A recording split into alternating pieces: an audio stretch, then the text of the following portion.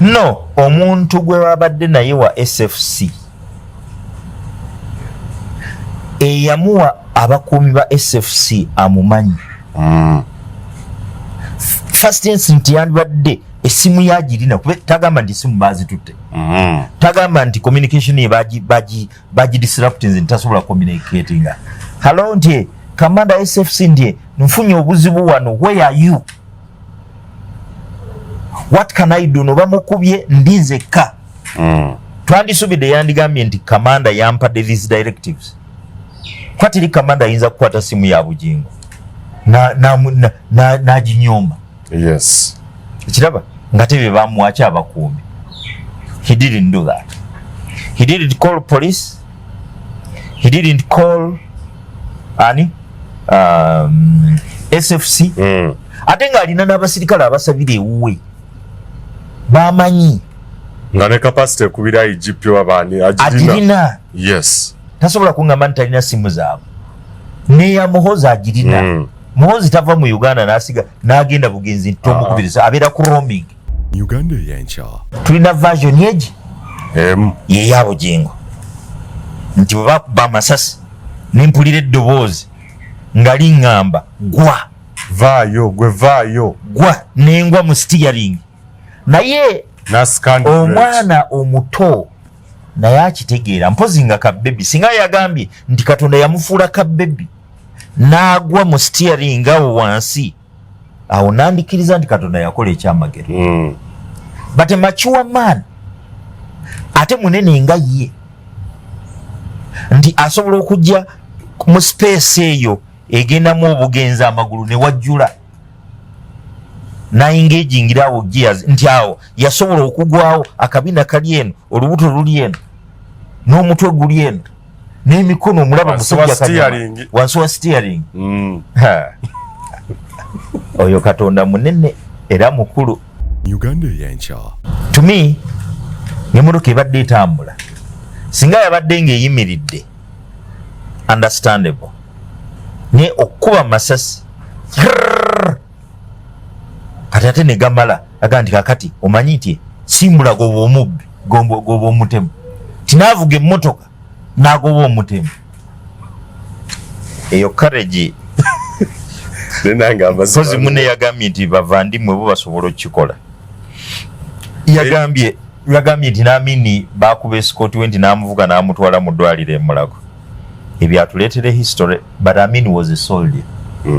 Secondly, si soldier busoldier naye yali veteran owa World War. Yes. Obukodyo bungi nnyo obw'ekijasi bwe yali amanyi. Ate ndowooza ye musajja gwe twali tumanyi nti yali teyeerya ntama ate nga tatta. Yes. Ono gwe twogerako musumba. Pulpit man. N'agoba omutemu ng'ate omutemu wa mundu. Instinct eri nti kankubuulire. Uganda yencha Omanyi waliwo bw'olimba abaana abato naye ate eri abantu abali critical and analytical. Script kuruno yaganye. Nze to me I don't buy into it. 2. Police yagambye nti bagenze ku scene of crime. Ne bakisanga ng'eri tampered with. Distorted already. Ekitegeeza expect little from police. Ekikyawedde gwawo. Oh nothing. Bajja kwa scene of crime twasanga eri distorted n'olwekyo there is nothing much we can do. Uganda yencha nawo waliwo ebibuuzo. You drive noyita through enemy territory ebifo ebimu tebimulimu n'amataala gwe nga bakuzindukiriza oyinza okufuna guts ezidduka. Katumba General baamukuba Foster General n'avuuka mu mmotoka n'agwa wansi waayo neyeemulula ddiiri abajja okumuddukira babodaboda n'abaga muntwala wa anze mundeke kyokka nga Foster General. ye muntu yeke yakasurviving amasasi by the way. General mwala we bambi n'agenda ne driver we n'akola kinagenda emmotoka ne bagiflatteninga naye olaba ye nga alina n'obusobozi obufayaringa back emundu eza buli kikazi manyi. Ono twogera ku Foster General oli tuli ku musumba kujjako kyenzijukira bamindoza oba yakuŋŋanya ku bisosonkole by'amasasi Katumba naga no kandabe what to do. Bano bajja kukola obuferefere poliisi njimanyi kuba yagikulirako agimanyi kitalina kya security kyatamanyi amanyi nti poliisi etta obusango, poliisi ebuza obujulizi, poliisi epanga obujulizi, poliisi eddira keesi ennungi ennyo nebula ate ekyewunyiza nti poliisi esobola creating evidence eteriiwo n'erya evidence. Uganda y'enkya. General Katumba Wamala yatukakasa dda nti is a foster general. Alinawo experience. Naye Bugingo talinawo experience ongamba otya nti wasobodde okugoba omutemu.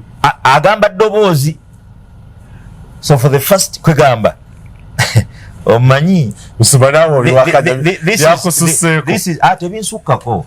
I can manage it all. Kakati omanyi mu manipulation and mind control mu religious circles omuntu bwagamba nti eddoboozi lya Katonda lyaŋŋambye kitegeeza toddamu mubuuza bibuuzo akuyetinze ekino kukkiriza. Kati toddamu mubuuza bibuuzo lyagambye litya waliwulidde otya nze eryo lyenawulidde era liryansobozesezza ebisigadde simanyi jakwe simanyi but that is what happened era nensobola okusucceeding ekuba togenda questioninga Katonda. Good. Now atuse mu ddwaliro batugambye nti ali bubi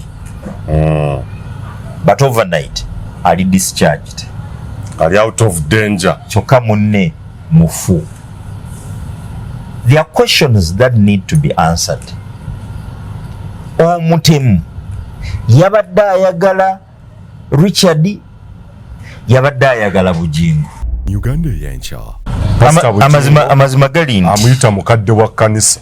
Amazima gali nti Bugingo yalimbye. Omusumba yalimbye ensi kubanga kiraze lwatu abaaziise muhumuza babadde mu uniform nga balina ranks eza kopolo nga munnabwe era bakubye salute. Yes, gun salute 28 ze bakubira kopolo. Era nabo kyabalumye nnyo okulaba nti munnabwe akoze ki afudde. N'olwekyo that waters down actually it totally repudiates Bugingo kyagamba nti ono yabadde mukadde wa kanisa. Ekitegeeza nti Bugingo atambuliza abantu be ku Bulimba all along. Uganda y'enkya. Nasinkana omwami essimu ye naginoonyiza nembula actually nabadde ndowooza nti gwe basse. Nangamba twasinkana ku Diamond Trust. Nangamba pastor tomumanyi naye nze nkugoberera ndi a very great admirer of yours. Nti ebintu byoyogerako mbasumba nange mbiraba live. Nemubuuza gwani nambulira amannya nenagezaako oba nawandiika olunyo ki ate simu yange ejjukira amasannyalaze gaajokya ate bwe gaajokya umeme tetusasula naye simu yange gaajokya neefa so mwalimu contacts nyingi ezo nezigenderamu. Kati omwami ono naŋŋamba nti ndi mukuumi wa Bugingo nemubuuza wagendayo nti ate nze nkulira security detail. Mwaka ki ogwo gwe mwogerako? That was around I think around nga 5 years ago. Okay. 5 or so years ago. Nangamba kwa twali tukyalina close to 6 years kwa twali tukyalina office ku Span House. Nangamba yakulira abakuumi ba Bugingo nemubuuza bakudeployingayo batya nti ndi deployed eyo okulaba nti nembuuza why. Nenyongera okujjukiza nti gwe eyeetaaga of course abagenda okusiigira langi mu ggwanga Uganda ali mu kibuga Kampala ali eweerwa eggwanga nenga business zo zikolera mu ggwanga Uganda osobola okwekwata banafa ba Ebenezer Painters basanga mu kibuga Kampala era basobola okubeera nga basiiga ekizimbe ky'olangi okwetoola eggwanga Uganda wonna. Ojja kubeera nga owuliziganya n'omukulu Lule Joseph ku namba z'essimu ezo okubeera nga mukwatagana bulungi nnyo asiiga ekizimbe kyo langi egenda okusikiriza buli muntu ekuweesa ekitiibwa ekizimbe ekikuweesa ekitiibwa olwa appearance saako n'okuwa look oba face ekizimbe ekigenda okuteeka bizinensi yo ku mutindo ogw'ensi yonna beba Ebenezer Painters. Tubaaniriza nnyo abali ku mukutu Uganda ey'enkya mwebale kutugoberera n'okutuwa feedback oba okutuwa support na byonna bemuteeka mu comment section okulaga nti either muwabula oba muliko byemwagala okwongera okumanya. Nze muzukulu wa Gamuga Moses Wamala ndina musumba Moses Solomon Male mukyaliddeko nate olw'eggulu lwa leero kawempe eno twogerezeganyemuko ku nsonga ezitali zimu ezigenda maaso mu ggwanga naye ng'ekikyayogeza bannayuganda obwama n'okwebuuza ebibuuzo enkumu ye attempted assassination eya musumba Aloysius Bugingo. Aba mulifuna ddi amagezi kyaba bannamawulire. Actually, you were a failure to this country. You betrayed it. The murder of Richard Muhumuza. Yeah, first and foremost, it was attempted assassination kuye, then the murder to Muhumuza Richard. Kachitegeeza mutoyinga line ya Bugingo. Tego babadde batta. Kati gwe basse yesi muntu. Mbadde nkyakola introduction nonyimiriza. Anti njagala putting right. Bw'oba tobitegeera gwe gamba nti wakiri wandigambye nti ekikyaliko ebibuuzo kati kwe kuttibwa kw'omukuumi wa Bugingo. Anti onyimiriza. Lindako okutta. Okutta. N'ono agamba nti bagezezaako okumutta. Kikisinga obukulu. Byonna bikulu naye okuweeyinga ebibuuzo biri nnyo ku mada saako ne kwa assassination y'omusumba. Mumawulire tulina kye tuyita kitegeeza nti ekikulu ye mada. Attempted kwegamba simanyi bw'okiyita attempted mada ng'ate already waliwo mada. Assassination ku musumba, attempted assassination ku musumba. Lwaki mukiyita assassination ng'abantu abalala bonna abattibwa temukiyita assassination? Kyo tekibeera planned, tekibeera schemed, temubeera mukuyiwa musaayi. Abalala be batta bo batta bipapula oba baba batema miti oba batta bubizi oba bukoko. Naye nkoze bubi okunyumiriza mu introduction yaye nga nkyabuuza anti kwega njagala okutinga record rate. Ekisinga obukulu by'oyagala. To me, ekiri more important ye mada kubanga eyattiddwa is life. That life will never be brought back to life. Yagenze yalese family, yalese omukyala, yalese abaana. To me that is more critical. Kati naawe ofaanana police. Police mu kifo ky'okuinvestigatinga attempted mu kifo ky'okuinvestigatinga kidnap nga bakidnapping nga balina AK-47 investigating defamation, which is weightier. Kati mumwagala police egende ku attempted murder gye ba investigating mufo kyo ku investigating actual murder. Kubanga actual murder yesobola otuleadinga to attempted bwebaawo murder. Naawe oli omu kwaba balina ebibuuzo ebingi ku murder eno. Sisobola butaba na bibuuzo kuba bulijjo nzize njogera. Ozjogera ku kyaba SFC okukuuma abasumba. Okukuuma abasumba emmundu zaatuuka zitya okuyingira ekkanisa. Ne zituuka okukuuma kye bayita omubiri gwa Kristo. Azifu Katonda yafuuka totally disabled. Tasobola kwekuuma na kukuuma bamupedolinga. Ekinkoze obulungi omuntu azayogera ku bintu bino azaabi ali critical ku byo ebyabasumba baba bannaddiini okubeera n'abakuumi ne specifically aba SFC, yes, n'abamagye ye musumba Moses Solomon Male. Ensonga eno tukyagiremeddeko why engeri gye yazzeemu ebibuuzo bingi ne investigations ezimu ze twakoze okulaba nga ddala kituufu poliisi oba n'abanoonyereza CID erina okukolera ddala omulimu ogw'amaanyi bemu ku bibuuzo bengenderwa okwogerezeganyamuko ne mukadde musumba Moses Solomon balina ennyongera okujjukiza gwe yeetaaga okulunda enkoko oba oli mulunzi wa nkoko weetaaga hachale oba ozikwaluliza musumba Moses Solomon Male alina hachale wali wennyini wetuli ewaka asobola okwaluza amajigo oba n'okukuwa amagezi okukuwabula ku ngeri gy'oyinza okwatamu yes omulimu ogwo ogw'okulunda enkoko n'ensonga ezigwa mu by'obulimi. So bw'oba weetaaze specifically ekyokwaluliza amajigo okwaluliza enkoko saako n'okulunda n'ebirala ebigwa mu kkoweero so okujja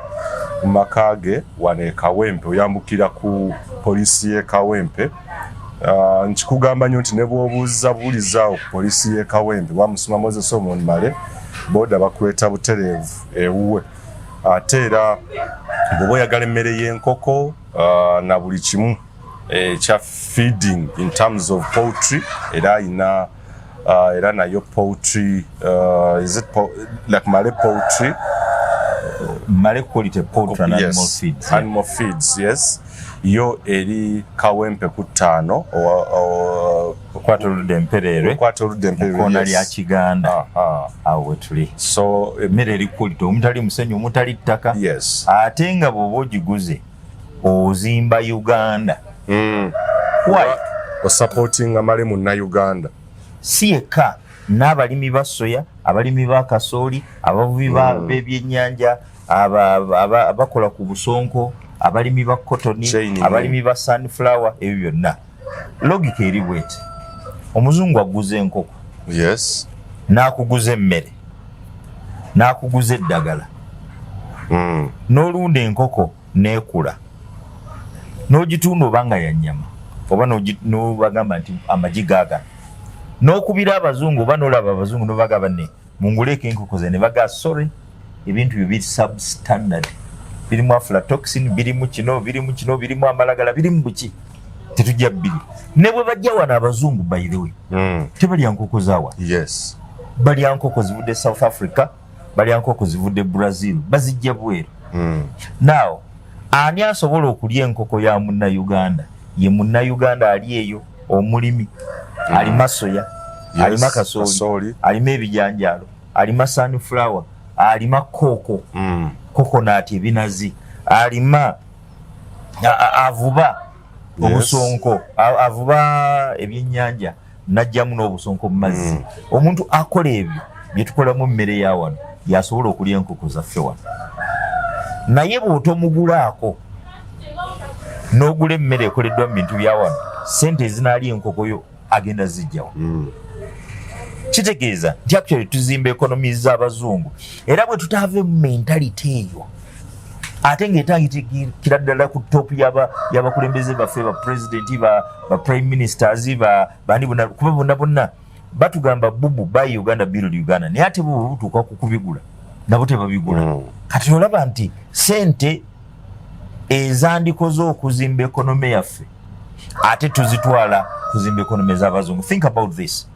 Major items etutunda e Bulaya ki tusinga kutunda mmwanyi. Yes. Ate era zigulirwa mu mawanga ga Africa ne gazi processing ne zitunda mu Bulaya. Makampuni g'abazungu era agagula wano directly matono. Then ebirala byetunda mu Bulaya biki ebyagowa babisazeeko. Yes. Kakati n'obuuza rational oba obwongo bw'abantu ne mulima emmwanyi ne mutunda ne mufuna akakadde ka $.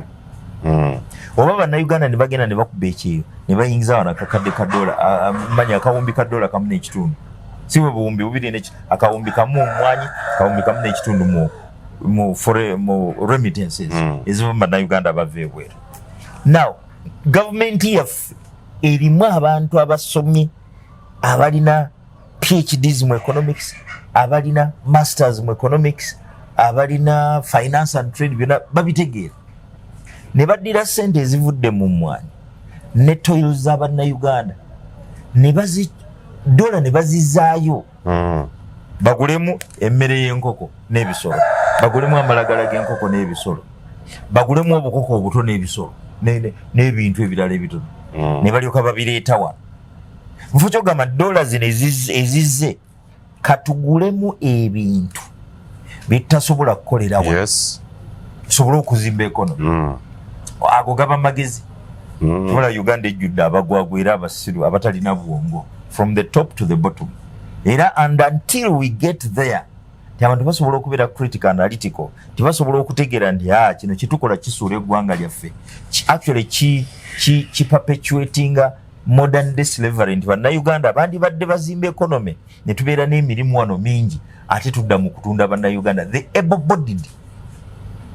Kankubulire ova kuno ng'olina amaanyi agakola n'ogenda e Saudi, abakazi bagenda e Saudi ne bagenda wa ne bagenda bagenda okudda emigongo bagikubye kino kikude emikono givudde mu sockets nga tebakyali productive kyokka nga productive life yaabwe bagimalidde eri era gyeyononekedde ne bannayuganda bava kuno ne bagenda bulaya ne bagenda wa bwe bagenda bazimba ekonome zeeri tebazimba yawano ne baba baweereza dola wano still ekonome yaffe gye bandibadde bazimba brain drain eyo tuba tugenda gikola tutya so akati kyova olaba nga nze ndi buy Uganda build Uganda era kyova olaba nga mbagamba tufube okukola quality nga gyenkola nze saagala kintu kiri substandard kufuluma ku faamu yange kufuluma ku store yaffe y'emmere kale omuntu agalangata ne bugalangata nyimbirala naye ng'afunye ekintu ekiri quality ekitagenda kutta ssente ze.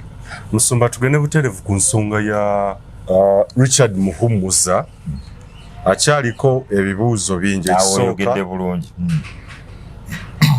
omukadde w'ekkanisa ekyokubiri driver wa Pastor Bugingo ekyokusatu omukuumi wa Pastor Bugingo awo bannayuganda tetunnamutegeera bulungi ekirala okufa kw'engeri gye yafuddemu n'engeri oba n'ebyayogeddwa ku kufa kwe Pastor Aloysius Bugingo n'abalala n'ebyakoleddwa mu kiro ekyo. There are still a lot of questions zensuubira wandibanga naawe ze weebuuza naye kantandikire wano ku ebimu ku ebyo weebuuza ekituufu ono yabadde ani mu mawulire twategedde yabadde wa Special Forces Command SFC ejje erikuuma president amazima gali nti amuyita mukadde wa kkanisa amazima gali nti Bugingo yalimbye omusumba yalimbye ensi kubanga kyeraze lwatu abaaziise Muhumuza babadde mu uniform nga balina ranks eza kopolo nga munnabwe era bakubye salute gun salute 28 ze bakubira kopolo era nabo kyabalumye nnyo okulaba nti munnabwe akoze ki afudde n'olwekyo that waters down actually it totally repudiates Bugingo kyagamba nti ono yabadde mukadde wa kkanisa ekitegeeza nti Bugingo atambuliza abantu be ku Bulimba all along. Ekisooka batugambye nti abadde recently deployed ate nga batuufu kubanga some years back nasinkana omwami essimu ye naginoonyeza nembula actually nabadde ndowooza nti gwe basse nangamba twasinkana ku Diamond Trust nangamba pastor tomumanyi naye nze nkugoberera ndi a very great admirer of yours nti ebintu byoyogerako mubasumba nange mbiraba live nemubuuza gwani nambulira amannya nenagezaako oba nawandiikawo ki ate simu yange ejjukira amasannyalaze gajookya ate bwe gajookya umeme tetusasula naye simu yaye gajookya neefa so mwalimu contacts nyingi ezo nezigenderamu kati omwami ono nangamba nti ndi mukuumi wa Bugingo nemubuuza wagendayo nti ate nze nkulira security detail mwaka kyogo gwe mwogerako that was around I think around 5 years ago. Okay. 5 or so years ago.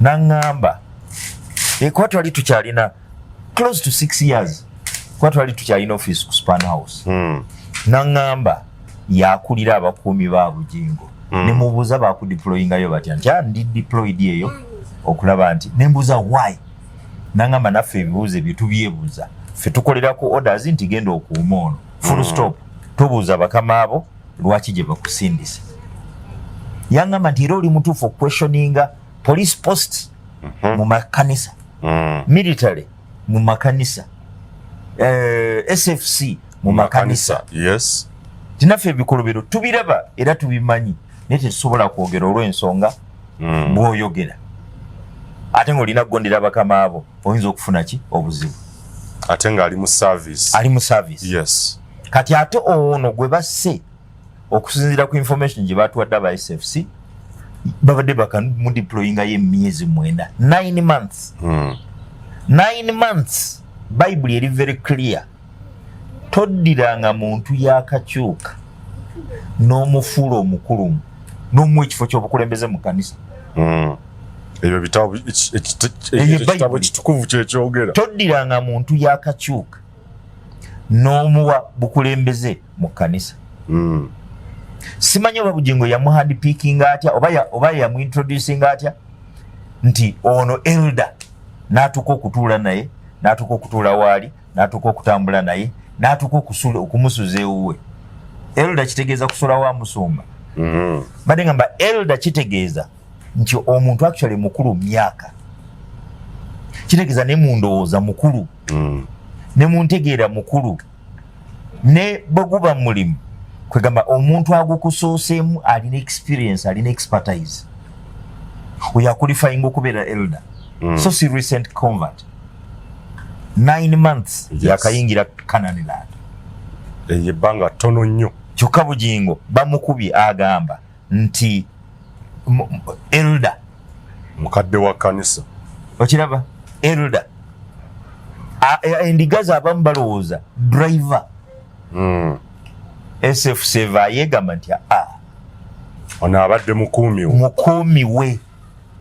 Ate mukuziika agamba nti yamugamba nti agenda mufiiririra nti era yalidde amasasi agandibadde gamulya, nti bwe ganaaba 10 ajja kufuna 99 ye yafuneko limu. Which now contradicts his earlier statement. Kyokka ng'ate tajjaawo kuba nti elder. Ekyokubiri, omuntu alina emmundu akubeera atya ku lusegere ng'ate oli mukulembeze, moreover owa Katonda. Bw'obeera omukulembeze elsewhere it is understandable, but for God. Mu 2006 nawandikira president Yoweri Kaguta Museveni ndozi Ebbaluwa yino twagisomako oko ne recent. Yes, 13 September. Emu ku nsonga gye nawa nti twetaaga a judicial probe into human rights abuses, thefts, destruction of human life and high corruption in religious entities. Yes. Nali njagala president atekewo judicial probe kagamba akakiiko ak'abalamuzi kanoonyereze ku bikolobero eby'okutyoboola eddembe ly'obuntu, obubbi, obulabbayi, okusaanyawo obulamu bw'abantu n'obufere ebikudde ejjembe mu masinzizo oba mu madiini.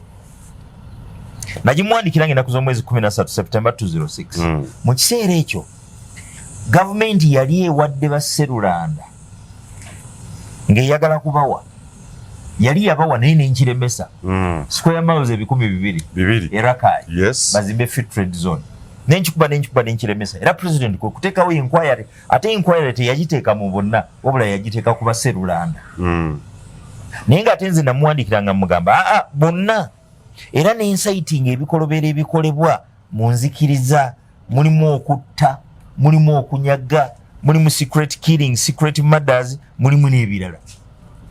Era ne mugamba nti ekyennaku inako wano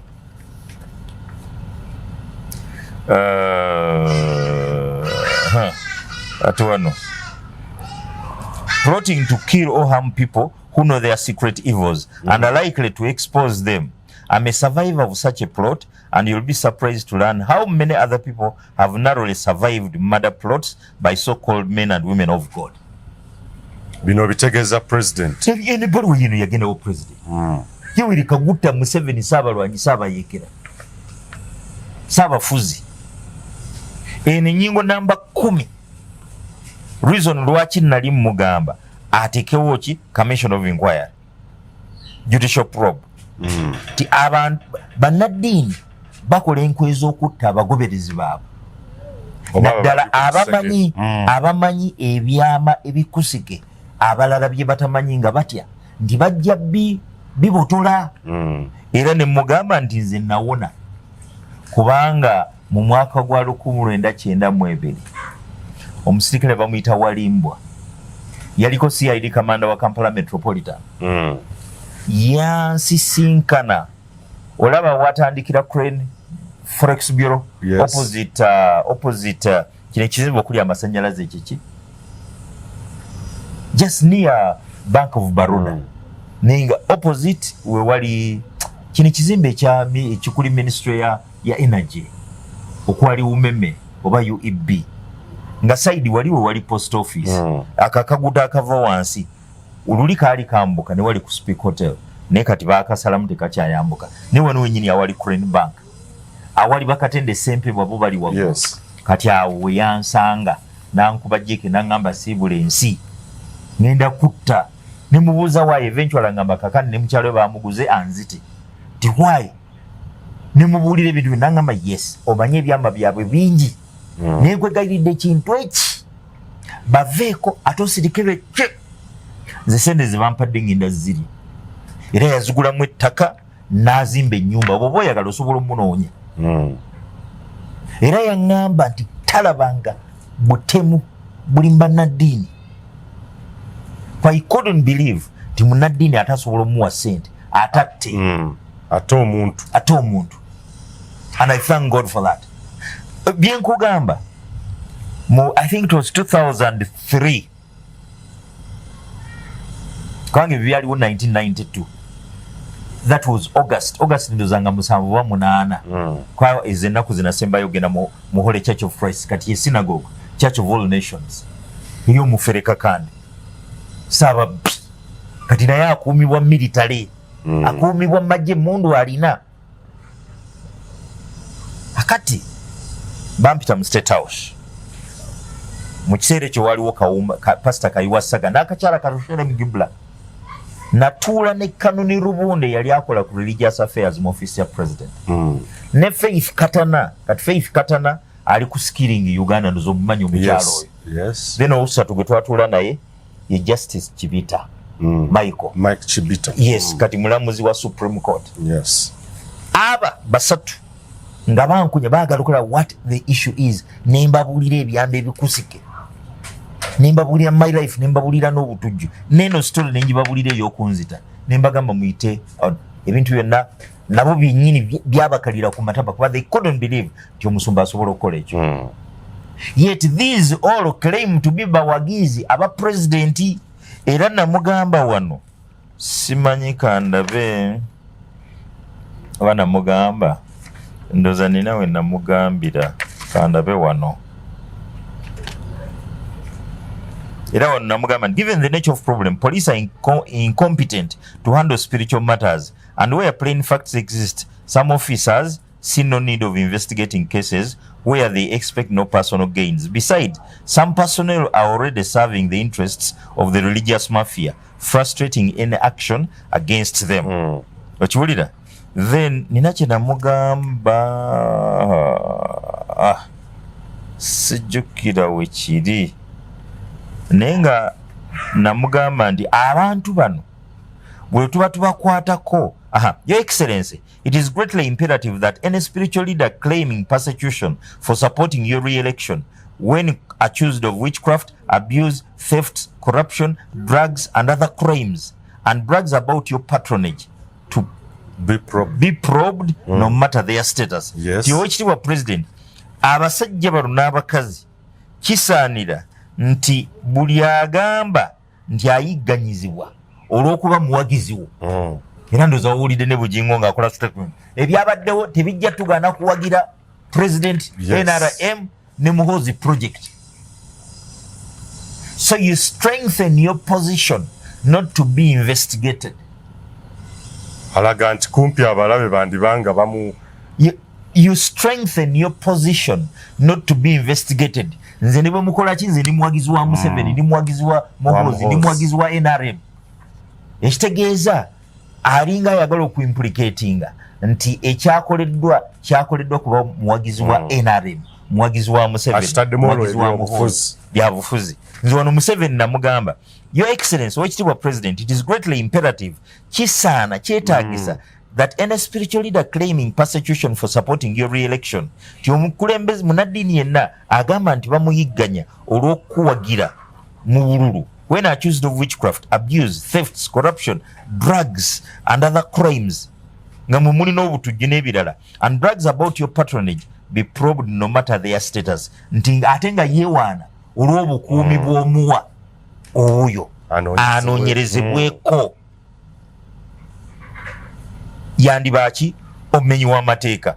Era nina nawalala we namugambira nze namuwandikira nga sirina kyentya nti abasajja bano bwe tubakwatako nga bagamba nti tubayigganya kubanga batemu. Era wano namugamba nti many are the wounded, bleeding, broken and wailing hearts, totally devastated families and communities because of such spiritual leaders. Ti emitima mingi egiriko ebiwundu, egikulukuta omusaayi, egimenyese emitima egikaaba, nga gyonna gitaaguddwa ne families ezitaaguddwa ne communities olw'abannaddiini abafaanana bwe batyo. Okiwulira? Wano ngamba balina influence peddling. They use security, police, armed intelligence and political personnel whom wrong leaders caught to bank on in times of need. No wonder some give visits, front seats and generous gifts to them for protection and escort. Besides, police disappoints many victims. When Pastor Chitaka was summoned to CPS to answer solemn charges, he was immediately released without contacting the complainants. Okiraba n'ebirala bingi nnyo. Wano ngamba nti it ought to be understood that every accusation against this religious mafia is strictly based on sound reason. Their pulpit actions in the names of the Lord God, Jesus, Holy Spirit, and all incompatible with their professions of faith, and is not in any way whatsoever derived from their political pursuits, inclination, or patronage. Tibine bibogerwako biva ku bikolobero bye bakola nga bali mbituuti. Tebibogerwako oba tebibavunaanibwa kubanga bakuwagira oba bakunoonyeza obululu. Nedda. Ebirala bingi nnyo biri mu bbaluwa eyo. Yene bbaluwa Ssebo gye nawandiikira President. Mu 26. Singa yali atekinze action then, Bugingo yali tannameruka, yali akyali wa Sserwadda, naye nga waliwo already abalina emmundu, era nga ba victims abakaaba bangi, naye n'amera, naye ne bamuwa emmundu, ne bamuwa obukuumi. Olaba nduuza eggwanga lyaffe bwe lifaanana. Mu 2007 nawandiikira Oweekitiibwa Nsaba Butuuro. Ojjukira issue eyo nagyogerako. Yes. Era nga nkomplaininga ku bannaddiini, njagala bateekewo judicial probe. Akati nagamba bwe nti nga njogera to counter secret killing eno namba 10 proposal number 10 binawandikira Nsaba Butuuro. Ebbaluwa nayo yiye binawandikira Nsaba Butuuro ya mwaka nagiwandika 19 February 2007. Era yaji receiving a Kente Patricia mu office ya Minister of Ethics. Era Minister of Ethics n'agifuna n'ankubira n'essimu nti ngifunye, n'atandika religious police okuba yali ayagala muyambe. Yes. Twali tetunabaako na we tugituusa ne bamukunkumula omukono mu kibya ne bamuga Museveni n'amugamba nviira. Olabika oyagala kunnemesa bye njagala kukola n'abasajja bange. Kakati ba criminal era bulijjo olowooza nga njogera nti ekyennaku ekisinga mu ggwanga lyaffe nti ba criminals bawagira government. Criminals mafia. Buli muntu yenna amanyi nti mukozi wa bikolobero bw'omukwatako awagira Museveni, bw'omukwatako awagira president, bw'omukwatako ali mu Muhoozi project. Kati abantu bagenda ne bava ku kyokuba nti akola ebikolobero ne bamulaba ng'omuwagizi, ne batandika okuwulira ebimwogerwako nga abamuwalana. Bwe batunuulira ssente zaalina ne balowooza nti obwo bwa Katonda. Oluusi tebamanyira kumanya nti could be this is part of the intelligentsia, nga naye afuna ssente okukuŋŋaanya abantu asobole okubajjamu ebyabwe. Gwe tokimanyi nti Catholic Church at its peak yalina bakabona balinga bambega ba state? Ekyo badde tokimanyi. Era ekyaleetera penitensia nti bw'ogenda okwenenya sonyiwa father nasobeza neneegomba omulala siye mukwano gwaffe titi. Kasita oyimba akayimba katiti wa father ng'amuga kituufu ti okay, ng'akuba mu state owa poliisi nti omusajja oyo gwe mulaba, omuwala oyo gwe mulaba titi nti yakoze kino na kino na kino, kati mumukwate. Kati ogenda okwenenya ate bakwata. Waliwo kigurupu waliwo kigurupu ky'ababbi naye nga bwe beenenya babakwata, bwe batenenya tebabakwata. Kusalawo okutestinga father ne bacreatingawo fake case ne bagenda bakole penitensia. Bagenda okukola penitensia era ne babakwata ne bagambawo bano abasajja bulijjo bambega, kati kese eteriiwo batukwata batya? Batondawo kikese ekitaliiwo.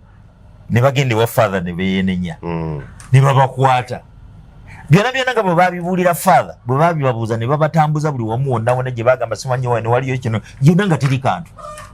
ne bagawa obujulizi bubuze kati bo baba kwata ate ne beegaana kibyo father alimba era olwamala kwe kutondawo kye bayita mafiosi kivula banga nkugamba olugyo nti mafia yatandikira mu church teyatandikira bweru wa church mafia this is kye tuyita organized crime criminals yatandikira mu bannaddiini bwe yatandikira mu bannaddiini yabavaamu so nawandikira owekitiibwa Kutuuro namugamba number 10 to counter secret killings, persecution and harming of people who know spiritual leaders' secret evils and are likely to expose them. We propose that 1. Spiritual leaders are barred to use public security personnel for bodyguards and escorts.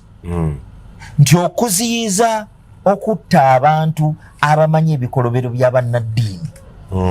Buli munnaddiini alina obukuumi, alina emmundu, alina ki babagaani okuddamu because babagaani okuddamu okukozesa obukuumi bwa government. All of those with such bodyguards in times of peace are investigated. They could be criminals. Nti abo bonna abalina ba bodyguard bakanyama n'ebirala mu biseera eby'emirembe babeere investigated, banoonyerezebweko, bayinza okuba nga bamenyi b'amateeka. Ebbaluwa yiyo kati mbuuza fast forward abaloopa Kayanja bakwate ne batandika kidnaps. Muvacho ku investigating kidnaps by investigating defamation. Eteriyo semi conspiring to tarnish Pastor Kayanja's name. Up to today kidnap with intent to murder ngaba kidnapping abalina AK47 ngaba kidnapping abaana abalumizanga Kayanja bali ebisiyaga tewali investigation yali ekoledwa. What we see nti abavaayo okulumba okwogera bakwata ate police neba nti iri so vigorous mu kuinvestigating gundi defamation trumped up charges za defamation. Ndozoloba ntwina problem eri systemic problem tesobola kujjayo mazima. Let us move forward. Ojukira nti recently nabadamu nemba wa police ebbaluwa ze nawandikira Kayihura by investigating kidnaps kuba zaajulirwa ne Judith n'abakooba. Fast forward naku z'omwezi zaali 2 ssaawa 3 ez'ekiro abantu baba bakyatambula ate ennaku zibadde z'amabino. Ssaawa 3 ez'ekiro around that amasasi twa ge batugamba. Yes. Abantu babiri be bali mu motoka. Mwalimu Musinguzi Richard, mwalimu ne Bugingo-Essimu. Musinguzi yafa tetumanyi kyeyandiyogedde nga survivinze. Think of it, singa ya survivinga yandiyogedde ki? Naye kuba kati teya survivinga tulina version yeji ye ya Bugingo nti bwe bakuba amasasi nempulira eddoboozi nga liŋŋamba gwa nengwa mu steering naye omwana omuto naye akitegeera mpozi nga kabbebi singa yagambye nti Katonda yamufuula kabbebi n'agwa mu steering awo wansi awo nandikiriza nti Katonda yakola ekyamagero. But a mature man ate munene nga ye nti asobola okujja mu space eyo egendamu obugenzi amagulu ne wajjula nayingeejingira awo gears nti awo yasobola okugwawo akabina kali eno olubuto luli eno n'omutwe guli eno n'emikono omulaba musajja wansi wa steering. Oyo Katonda munene era mukulu bwe kiba bwe kityo bwe kyakoze eki bwe kyabadde nenze nga male eddoboozi lya Katonda lyazire ne mugamba gwe vaayo nakka wansi wa steering nasika handbrake.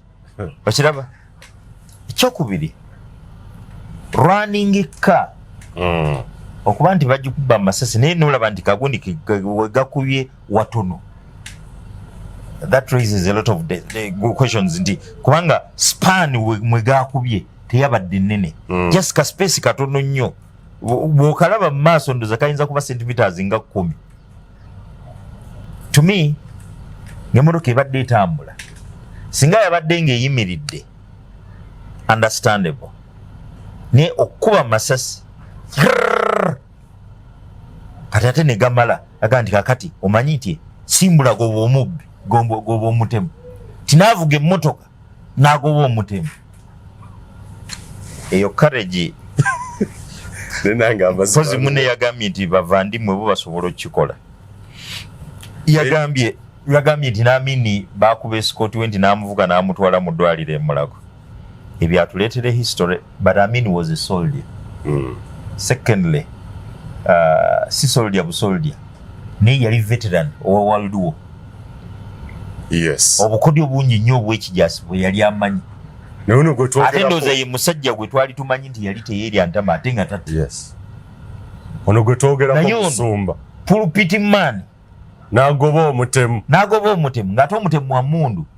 Instinct eri nti kankuwulire bakuba essasi ne liyita mu bbaati ne ligwa nakankana ekituli kikyali mu bbaati nalirita nindibalaganidde nakankana wano buli omu wadde confusion yali wano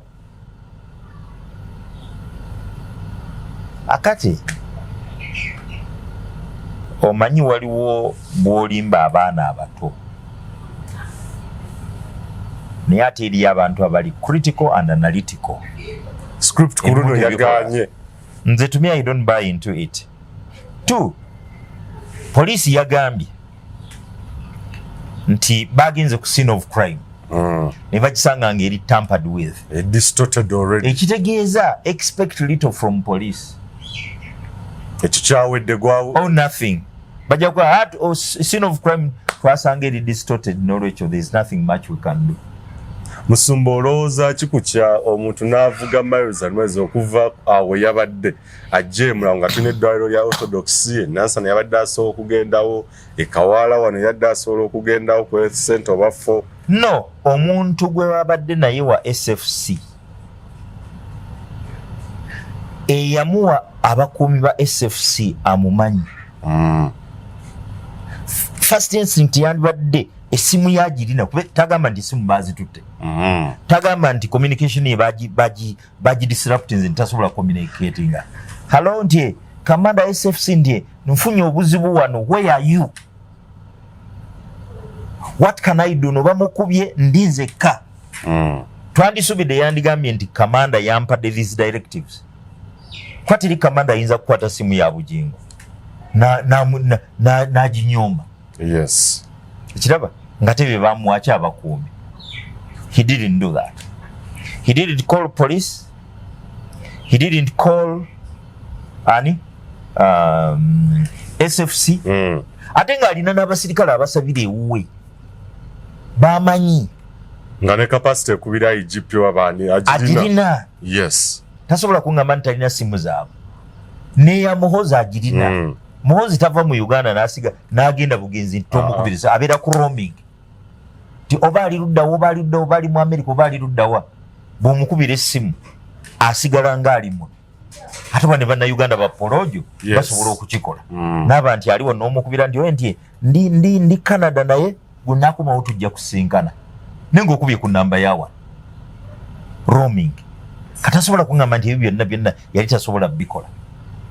You drive noyita through enemy territory ebifo ebimu tebimulimu n'amataala gwe nga bakuzindukiriza oyinza okufuna guts ezidduka Katumba General baamukuba Foster General n'avuuka mu mmotoka n'agwa wansi waayo neyeemulula ddeeri abajja okumuddukira babodaboda n'abaga muntwala bwa anze mundeke kyokanga Foster General ye muntu yeke yakasurviving amasasi by the way General mwala we bambi n'agenda ne driver we n'akola kinagenda emmotoka ne bagiflatteninga nyolaba ye nga alina n'obusobozi obufiringa back emundu eza buli kikazi manyi ono twogera ku Foster General oli tuli ku Musumba kujako kyenzijukira bambi ndoza oba yakuŋŋanya ku bisosonkole by'amasasi Katumba naga no kandabe what to do bano bajja kukola obuferefere poliisi njimanyi kuba yagikulirako agimanyi kitayina kya security kyatamanyi amanyi nti poliisi etta obusango, poliisi ebuza obujulizi, poliisi epanga obujulizi, poliisi eddira keesi ennungi ennyo nebula. Ate ekyewunyiza nti poliisi esobola ocreating evidence eteriiwo nerya evidence. Kati bwogirekera all the evidence kitegeeza nti kati oli at its mercy, toyina bank fallback position. General Katumba Wamala yatukakasa dda nti is a foster general. Alinawo experience naye Bugingo talinawo experience. Oŋŋamba otya nti wasobodde okugoba omutemu? Agamba ddoboozi.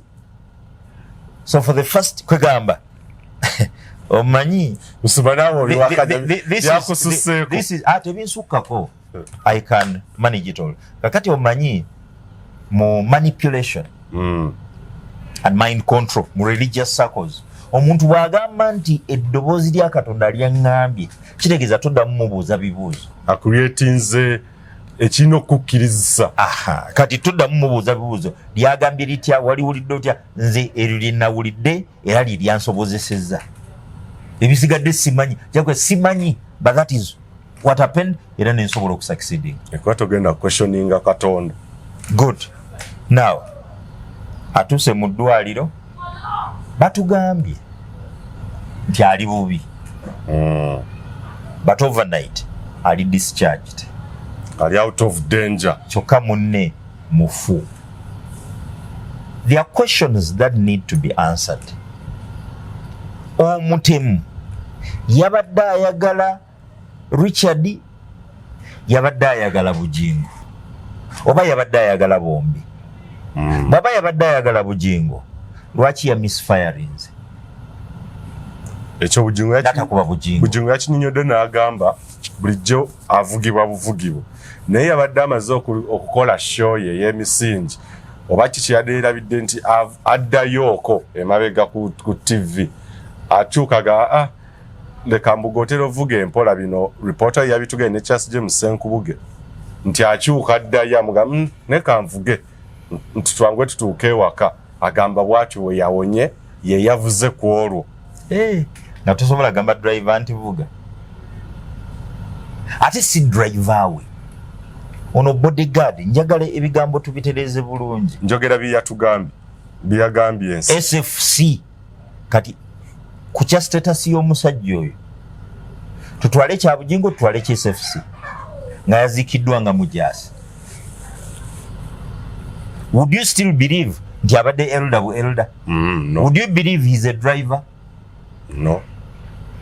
His SFC yagambye abadde newly deployed, oba abaddeko ne Somalia, yabaddeko n'awalala gy'abadde ne bamukomyawo namugamba no, kabamuteeke ewa Bugingo. Kitegeeza nti baba rotatinga ne bamuteeke wani ewa Bugingo. So twetaaga okwansaringa. One, omutemu yabadde ayagala Bugingo, yabadde ayagala ono, yabadde ayagala bombi. Two, omusajja ono gwe basse Richard alina ebikolobero bye yali akoze nti alina be yahatinga abandi agadde okutekinga vengeance besasuze. Three, Bugingo mu media programs azaakola, yes, yayogerako ku simanyi yali ayagala gula, yali ayaringa tent ne bazimulemesa. Photogenics, yes. Photogenics ne bazimulemesa ne bamugamba nti agenda ogendayo n'abaali bakkiriza ate nga beekyusizza. Naga nti bano bantu ki abyogera? Was he preparing people to believe what was going to happen? Okujja mu maaso. Nti ddala ali endangered. But the most important question is, he's a man of God. Man of God abeera atya n'abajaasi, abeera atya n'emmundu? Katonda aba ali ludda wa?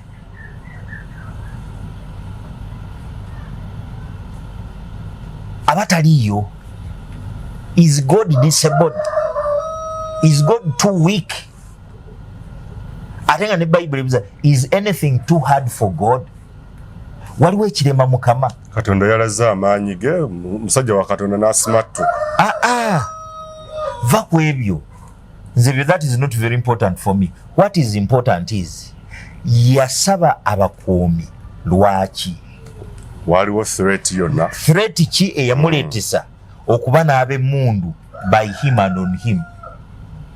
Kubanga bw'onootegeera ekyo ojja kutegeera kiki ekyasizza omusajja oyo, kiki ekyasipakinga Bugingo okusiikinga protection.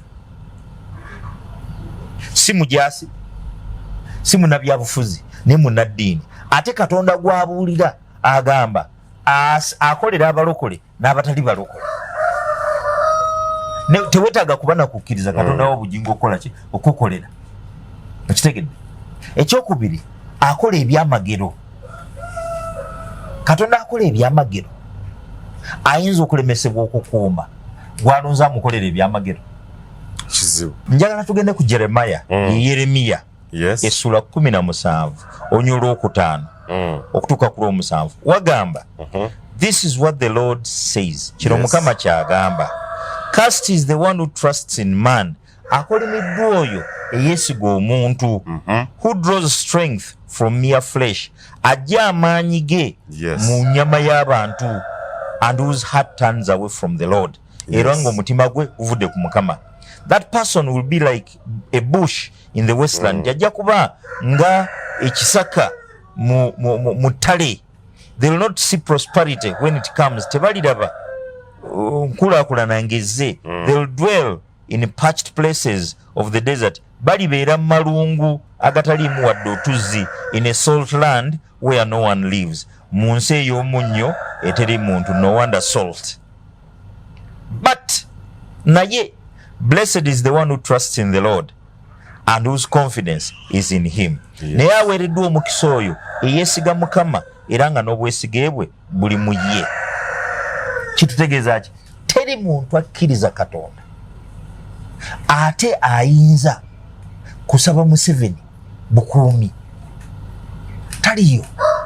Olwo Katonda aba ali luddawo nga yeesiga Katonda ate Ezera aswaza n'okuswaza. Ezera, ekitabo kya Ezera essula y'omunaana olunyolo lwa 21 okutuuka lwa 23 agamba bw'ati. Ezera nabbi yakulembera famire ye n'abaana ba Isirayiri n'ebintu byabwe. Naye baali bagenda baayita mu nsi erimu kabaka ne bamugamba nti sebo kabaka ffe Katonda waffe w'amaanyi. Kati bamala okusomoka bayingira ensi erimu abalabe. Katuwuliriza ebigambo bya Ezera. There by the Ahava Canal, nga tutuuse ku kanalo oba ku mukutu gwe Ahava. I proclaim the fast, narangirira ekisiibo, so that we might humble ourselves before our God and ask him for a safe journey for us and our children with all our possessions. Narangirira ekisiibo tusabe tukabirire Mukama ku lwaffe ne ku lw'abaana baffe n'ebintu byaffe atuwa obukuumi tuyite mu nsi y'abalabe. Olwa 22. I was ashamed to ask the king for soldiers and horsemen to protect us from enemies on the road. Nawulira ensonyi okusaba kabaka ampe abajaasi ampe n'abajaasi abali ku mbalaasi batukuume batuyise mu nsi y'abalabe baffe. Because we had told the king, kuba twali tumaze ogamba kabaka, quote, the gracious hand of our God is on everyone who looks to him, but his great anger is against all who forsake him. Ti omukono gwa Mukama ogw'ekisa guli ku buli yenna atunulidde Mukama. Naye obusungu bwe buli ku oyo amuvuddeko. Olwa 23. So we fasted and petitioned our God about this. Nolwekyo twasaba ne tukabirira Mukama ku kino, and he answered our prayer. Era bw'atyo n'atwanukula.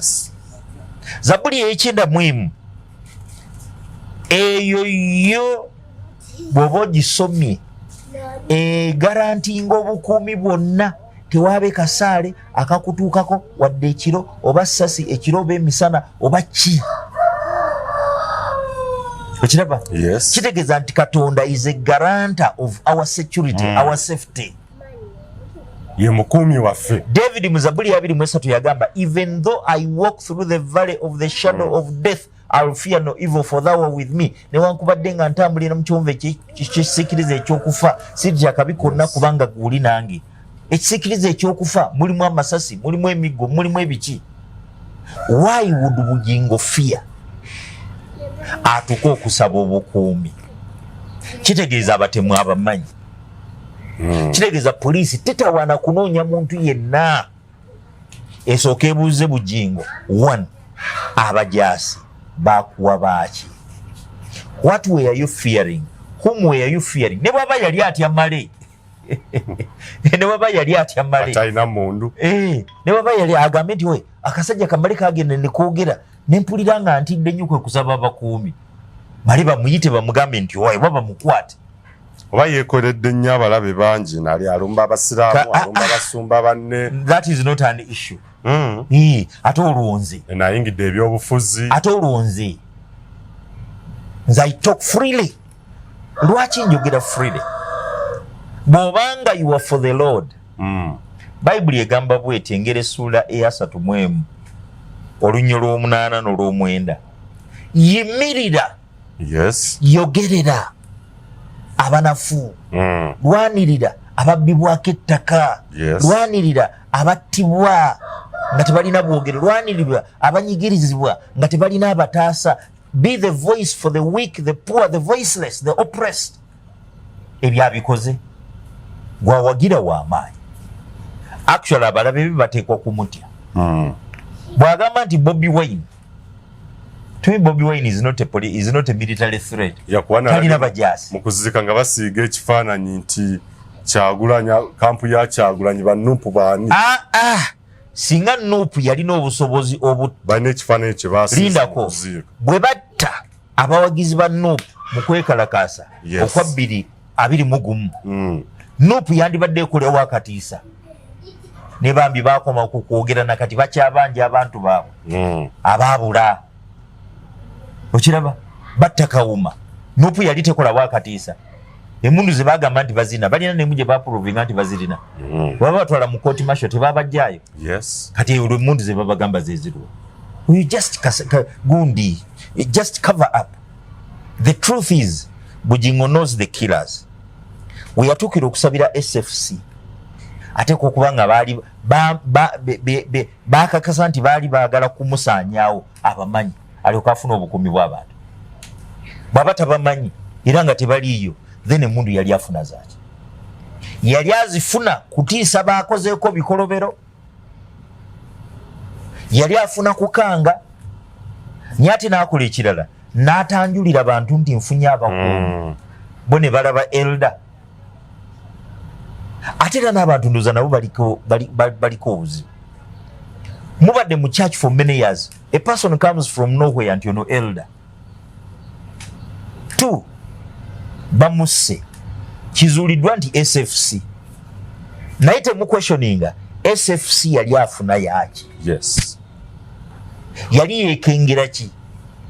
Ye bwe kiba nti bamutuusizzaako obulabe, how sure are you abasabirayo tebali batuusaako bulabe? Bwe kiba nti batagitinga bamusemberera. What if bali mulumba ku kituuti? Will you survive? Mwe safety yammwe eriwa? Safety yammwe ebeera luddawa? Balete bulesi SFC juli buli wamu wonna. I think there is need to question each and everything.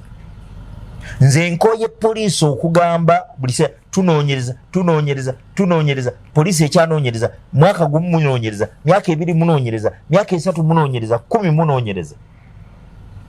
Kidnaps za 2009 z'abaana abavaayo kulumiriza Kayanja nakati zibeeranga demystified. Kyokka abaana bakolanga clear description nti kuliko abakidnappinga nga muwanvu agoomamu alina galubindi nga description ya Pastor Chaz. Kuliko alinga omuyimbi wa galubindi description ya Pastor Martin Sempa. Kuliko owekiwago omuddugavu description ya Pastor Kayira. Kuliko omumpi owenvi nga description ya Pastor Moses Solomon Malika mwekwogera. I've never made a statement with regard to those kidnaps. Ate nga bagamba nti ababa kidnappinga balina emundu AK-47 si migo si pisto nga gye bagamba. Poliisi ate yagenze netugamba nti pisto eyattaani Isma yemu ye yakozeseddwa okutta ki Bugingo tebannamutta basse omukuumiwe mukadde w'ekkanisa owa SFC abadde akuuma Bugingo okiraba naye poliisi yakakasizza etya nti ye mundu yemu exactly. Therefore the killers are the same. Kwa bwe kiba nti it is the same gun kitegeeza era abattemu bebamu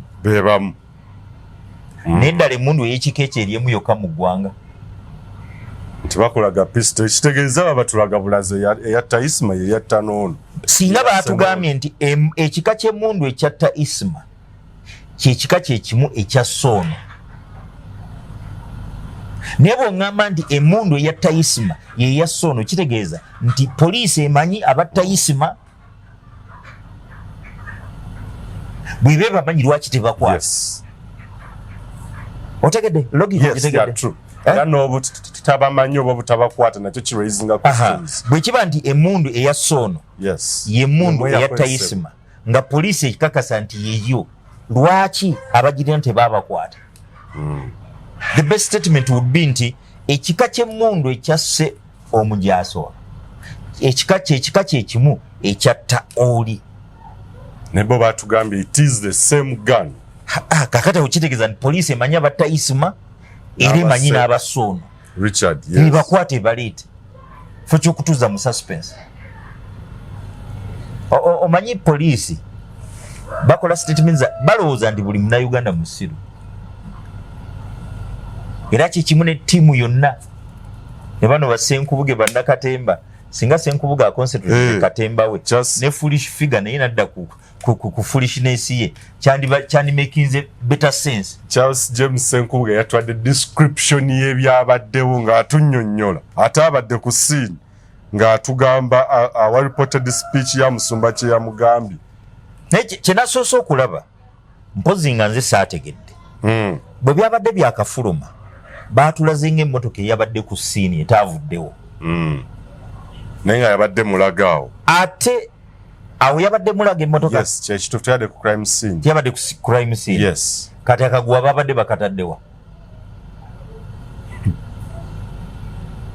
kubanga scene of crime gye babadde balina okukavaring ne maaso wabaddewo akaguwa kati ate bakiba nti scene of crime kati ate abo baatulaze mulago kikwadde ne batugamba ekkubo lyabadde sibe which is which kikuba eno ku bawala katawe boogera wandibaddewo abantu mwandibaddewo ebifaananyi awo yabadde waliwo obupande buno obwa yero obukulaga direction z'amakubo bwandibaddemu mwandibaddemu at least ekkubo ng'oliraba liri erikye mwandibaddemu ebintu bingi. So in all this was an open space. Explanations zebagezaako tuwa ziraising more questions than answers. Kyova olaba ne General Kahindo Tafire yabigobye nagandi please Muhoozi si nze minisita wa internal affairs ate Muhoozi ayogera ebibye ebyo yayogedde nga ye teyayogedde nga nze nkulira wano nze mbiganye Kahinda naye yabiganye General Kahindo Tafire minisita w'ensonga z'omugga oyo ne experience gyalina ekisooka mu Nansiko yaliko minisita wa crocodiles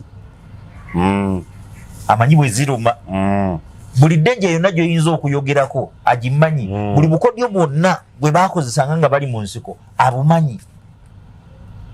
He is a bushwalk veteran. Bino yabikubye mu kwamene yakubuza ya Kahindo Tafire.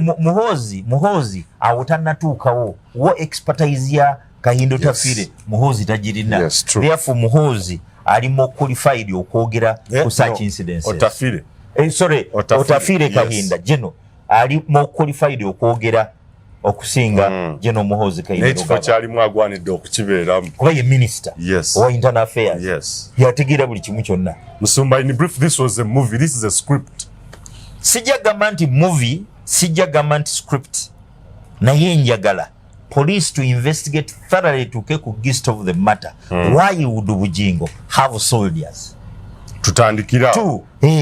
bamubuze lwaki wasaba obukuumi wali otyaki wali weeraliikirira ani wali okoze eki kubanga there are so many issues. One, probably alina bahatinze si buli gwajjeeko sente ndi musanyufu ekyo ndowooza kimanyi bulungi nnyo si buli gwajjeeko sente ndi musanyufu.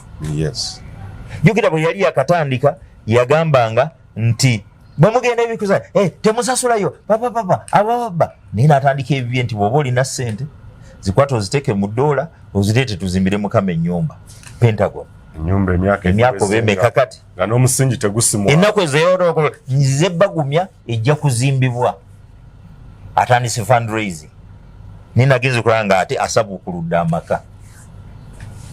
Ekyokubiri, Elda asula atya ew'omusumba ne famire ye n'abaana be omukadde w'ekkanisa ne musumba yamba omukadde w'ekkanisa y'abaana akola mulimu ki? Elda be bantu abandibadde beebuuzibwako ku nsonga zonna eziri mu church nga bw'olaba ntulinawo komiti oba nga bw'olaba kampuni n'ebeera ne ba board of directors oba n'ebeera ng'essomero bwe lirina PTA Parent Teachers Association kyensonga yonna nga tennagenda mu lujjudde bano be bagisooka bannannyini ssomero ba founders babeera n'ekigendererwa kati abagezaako okulaba nti bakiimplementinga be baki be bano kati ba elder kati abali in between ey'aba founders ne ba parents n'abaana be bano body eyo gye bateekawo nti PTA so kati elders council eri supposed okuyamba ku musumba ku bigambo by'enzikiriza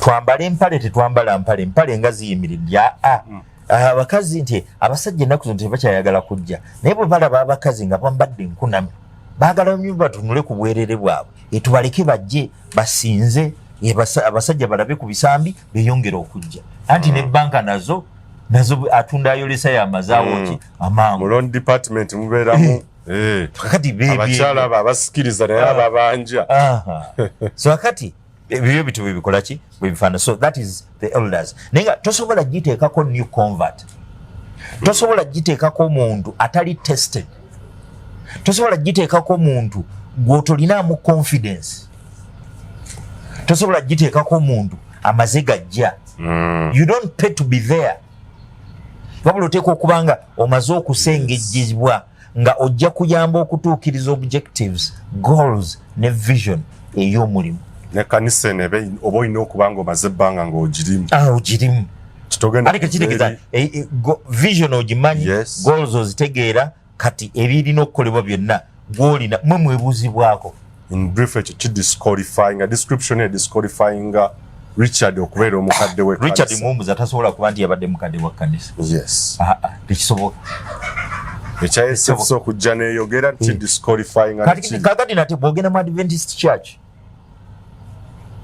ate yo elder era oli bwe bagamba nti elder nti oyo mukadde ne ku kitu tyayimirira n'abuulira bwabaawo ebyetaagisa okukola bamusindika n'abikola abeera a leader in training singa bukyenkya nga pastor taliiwo oba de facto leader taliiwo ono atakinga over actually elders council ebeera part of the mentoring program ey'abanadda mu bigere nga bano abaliwo bavuddewo ontegedde bulungi nnyo fine so it's a mentorship program for the church for that it disqualifies Richard tasobola kuba nti yabadde elder SFC where he was deployed SFC 9 months over months back SFC ngikomendinga for being honest yayogedde amazima nti wayi Bugingo tolimba oyo si elder wo twamusindika kukuuma buulira abantu aki amazima tell the king tayambadde nature driver abeera disqualified kuba ono yaweerezebwa kukuuma driver is too little good teyajja kubeera driver yajja to secure his life appointment letter bagundi assignment awo kirala nnyo labayo Psalm 91 verse 10 egamba, no harm will overtake you, no disaster will come near your tent, for he will command his angels concerning you to guard you in all your ways. They will lift you up in their hands so that you will not strike your foot against a stone. You will tread on the lion and the cobra. You will trample the great lion and the serpent. Because he loves me, says the Lord, I'll rescue him, I'll protect him, for he acknowledges my name. He will call on me and I'll answer him. I'll be with him in trouble, I'll deliver him and honor him. With long life, I'll satisfy him and show him my salvation. Nebira. Kitegeeza Bible eri very clear ku bantu abakkiriza Katonda. Teweetaaga mundu. Pozinga you a career soldier. Okkiriziganya n'abagamba Musumba Bugingo yandisoose kukwatibwa akwatibwe. He knows the killers. He has hinted on it. And the greatest hint kwe kufuna abakuumi bamukuume. That is bwe baba nga babadde batagitinga ye. Nga bwagamba nti n'omusajja yamugamba ndi ngenda kufiiririra kiri amasasi agabadde ag'omukuba yeyagalidde naye nakkirizo ekitegeeza kati seviya wa Bugingo so sad ye muvubuka omuto eyayiye omusaayi gwe takyali Yesu Kristo, and that is so sad nga trendi y'abasumba kwe kufuna abantu badde mubabayire omusaayi basobole okulokolebwa. Tala nti Bible bagitapita kivula nenge. Bugingo was saved by human flesh. Human blood, not Christ's blood. Yes. Akati nolaba wawulidde amawulire Oweekitiibwa President naffe twagala bukuumi, naffe batuwa amagye, naffe batuwe abange mmwe abasumba abasirusiru ani yabaloga mwatandikira mwoyo ate kati muli mubiri. What do the scriptures say? Ne Ezra abaswaziza moral authority munagijjawo okubuulira kabaka nti tayambadde. All opportunities kati ziri totally gone. Temukyalina giri gye kyasobola kubuulira Museveni ne ttiimu ye. And no wonder ababbi bajja kwongera okubba n'abatemu bongera okutemula, kubanga abandi bazimbye morale ate kati muddidde mundu, muddidde embalaasi, muddidde bastola, muddidde human shields ze mweteereddewo nti be bakatonda bammwe. Ekirala muddira mutya omusajja eyabagamba kaati yaliko omulokole naye yagenda okulaba nga tebikola, n'abagamba mugende balokole bagende musiko ne bagaana, yinaasalawo kweyo kyensiko era bwe yeeyo kyensiko n'ayita abasamize n'abagamba mujje era abasamize baffe twalinga nabo bwe tubagamba nga bakola bino ne bakola bino ne tulwana nabo nti ebyabwe bikola.